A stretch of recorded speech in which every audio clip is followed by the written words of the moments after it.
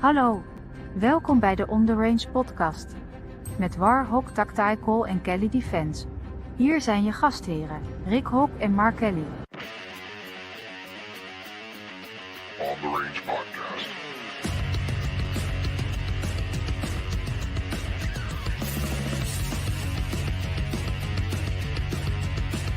On The Range.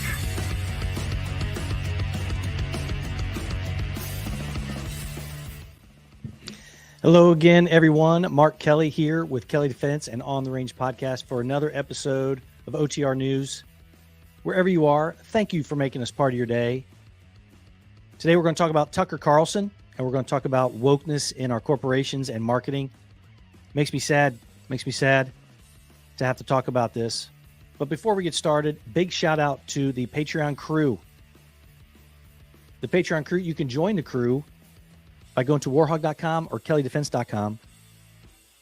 All of our exclusive training videos, extra content. Just like after this show, patrons, stay tuned. Crew members, stay tuned. At the end of the show continues in the Patreon group. The only way to get that is go and sign up. Check it out. I think you'll enjoy it. A bunch of like-minded international crew members. Just a lot of fun. While you're out there perusing the interwebs, make sure you go to the websites, like I said, warhog.com, kelleydefense.com. Check out those industry partners. Also, check out our calendars. Our training calendars are filling up. Hey, big shout out to Southwest Ohio. All the LEOs, heroes, to come out and train with us, ask us to come out. Really appreciate that. Had a blast. A lot of great people out there. A lot of great people out there doing great stuff. That's why this couple of things we're going to talk about today don't make me very happy. They just don't. But big shout out to all the open enrollment folks in Southwest Ohio, as well as the LEOs for our Red Dot and instructor development. Really appreciate that. This episode is brought to you by the TFT Notebook. Go to the TFT Notebook, 1% better every day. See your progression, track your progression, and plan your next training session. Can't train effectively if you don't have a plan, folks.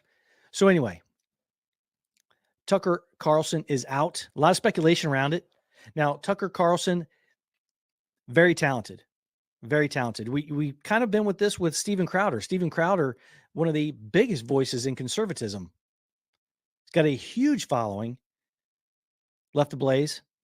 Had that botched deal, or almost, if it even was, but a deal with the Daily Wire.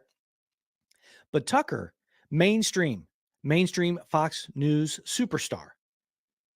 I think if not the top-rated show on Fox, or one of the top-rated shows in news, period. If he wasn't the highest one, I think the 5 might be, but he's second. He's a superstar. Very funny, very smart. Great interviewer, doesn't let folks off the hook, has the ability and the willingness to say things that many don't. I think this is a huge blow to mainstream media. I don't know how it can be fair and balanced anymore without a voice like Tucker. However, no matter how you feel about this, you have to admit, if you're conservative, that Tucker was that voice that wasn't afraid to say those things that everybody else didn't want to say. Now, they did have the Dominion lawsuit, the voter fraud deal, $800 million nearly settlement. That's big. That's big. I think it's one of the biggest ever for any kind of a personal settlement, $800 million. I don't believe that's what this is about. There was some scuttlebutt about something that happened with a staffer, a lower level production staffer. And there's some, pretty ugly allegations that how Tucker was treating him. However, these allegations apparently didn't happen. They were a long time ago. Now all of a sudden they're coming out. So something happened. I think the Murdochs are the name of the folks who are the head guys. Something happened between them. Tucker didn't even know that he was being let go. He was fired. Let's just call it what it is. He didn't even know that was going to happen. His last show was on the 21st. Signed off saying, hey, see you Monday. Does a speech at the Heritage Foundation. Great speech. Great speaker. He just really is. He's a big-time talent. And then it was announced shortly thereafter that I think on Monday morning, that he will not be at the show. He's not coming back. They have decided to part ways. He was fired. And then, of course, it's all getting uglier. I don't know if the heads, and it always comes down to one guy. Always comes down to one guy. And we're going to talk a little bit about some of the other marketing and corporations out there. Someone got to him, or he felt the heat.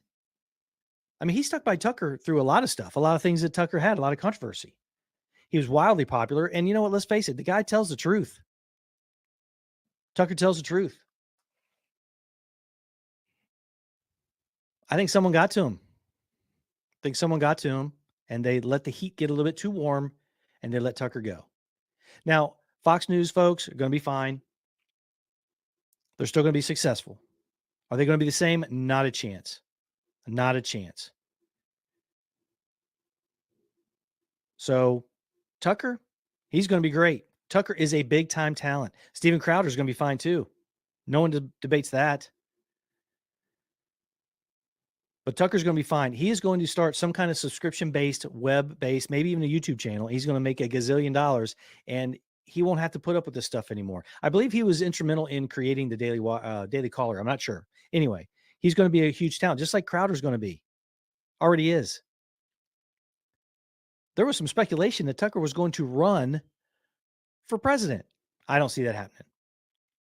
He is much more influential at what he does best. And that is speaking to the American people. But yeah, I think maybe something got to the heads of Fox. Maybe got to them and they couldn't bear it. Maybe they just got woke. Maybe they were tired of it. Maybe they're not up for what the truth is anymore. They're not ready to handle that kind of heat anymore. I don't know. But let's talk a little bit about these corporations too. Before we do, let's make sure that we don't ignore the fact that the Project Officer Survival is up and running. Project Officer Survival, we're out there trying to get free training to law enforcement officers. You can contribute to the nonprofits that we have set up, one of them being the protectorsfoundation.org.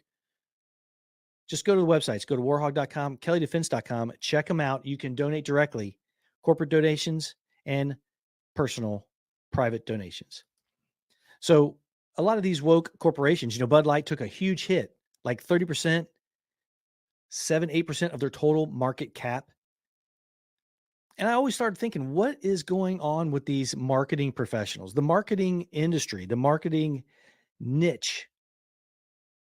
What is going on with them? I have no idea. This lady, Alyssa Heiderschein, I can't remember now. I'm going to butcher it. But anyway, the vice president and the president of the marketing for Bud Light were let go. Oh, I'm sorry, leave of absence. They're let go. You lose $6.5–7 billion of a company. Yeah, you're going to get let go. But the question really comes is, where are these marketing people getting their ideas? Is it totally from their woke minds, their woke agendas? Is it totally that? Or are they just so far removed that what they're pitching, they believe is what everybody wants to hear? I don't know. It just doesn't make any sense whatsoever why the king of beers, Budweiser, Anheuser-Busch, why in the world would anybody that had any sense whatsoever let that spot roll out? You can try to draw we've talked about this on Vantage Point and on OTR with Rick and I. You can try to draw in all the new customers that you want. You cannot ignore your base. Now, is this a positive sign that folks are just tired of it? I don't know. Because you see a little bit of those sparks of light coming from people just saying, no, I'm not down with this. I'm not doing it anymore. I'm not supporting Bud Light anymore. I'll just go to another brand of beer. Starting to see some of these spots of light. This wokeness is out of control. No one is down with it. And people are going to have to start speaking up.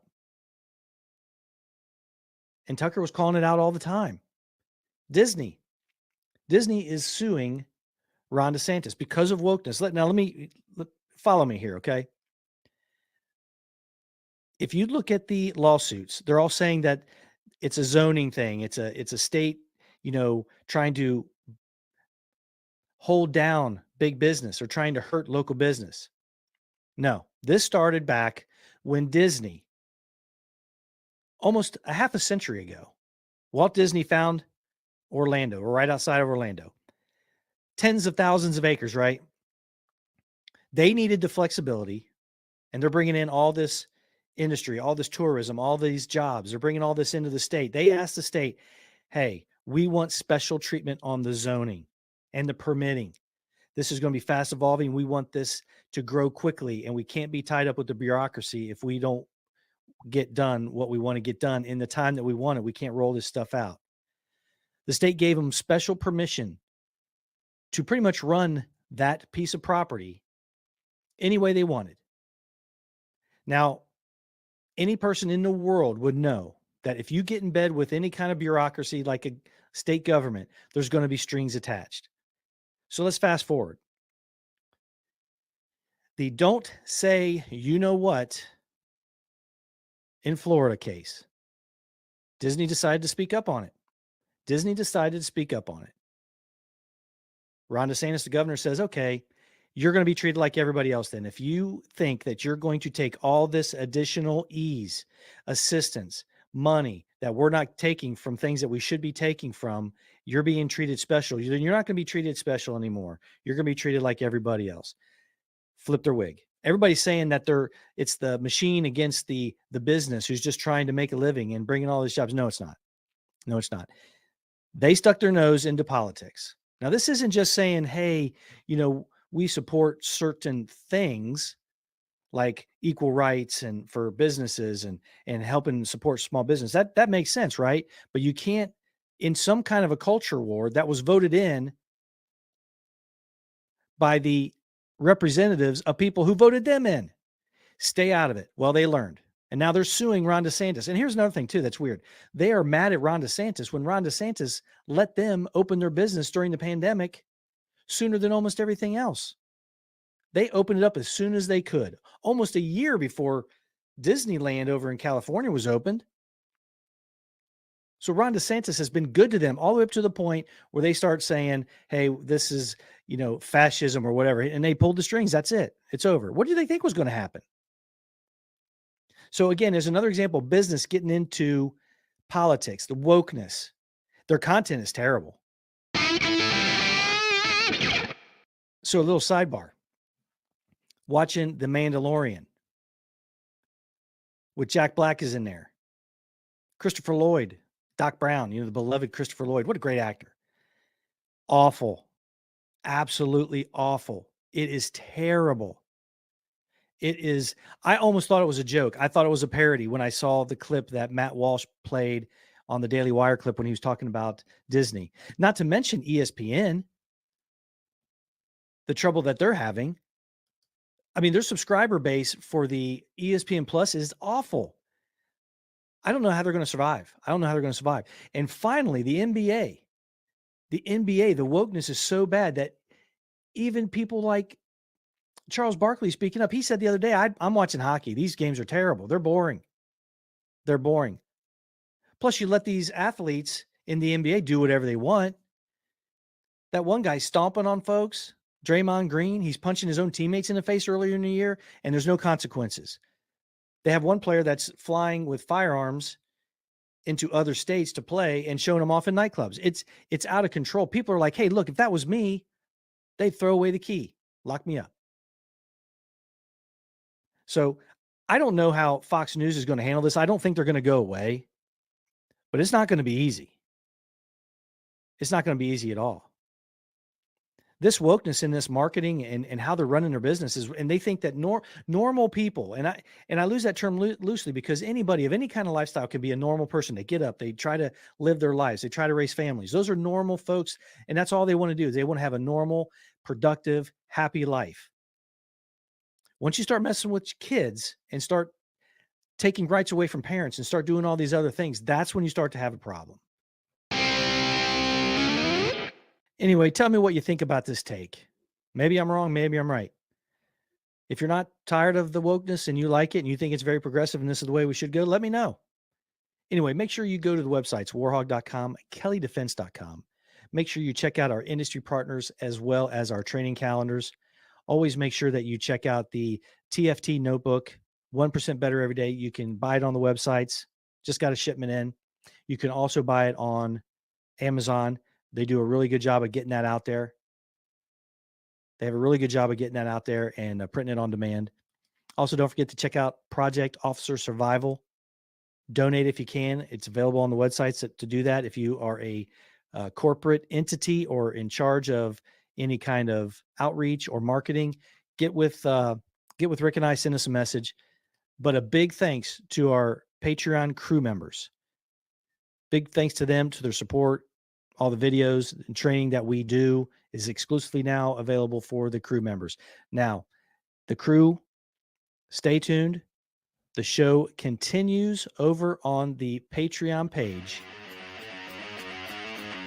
On the Range Podcast.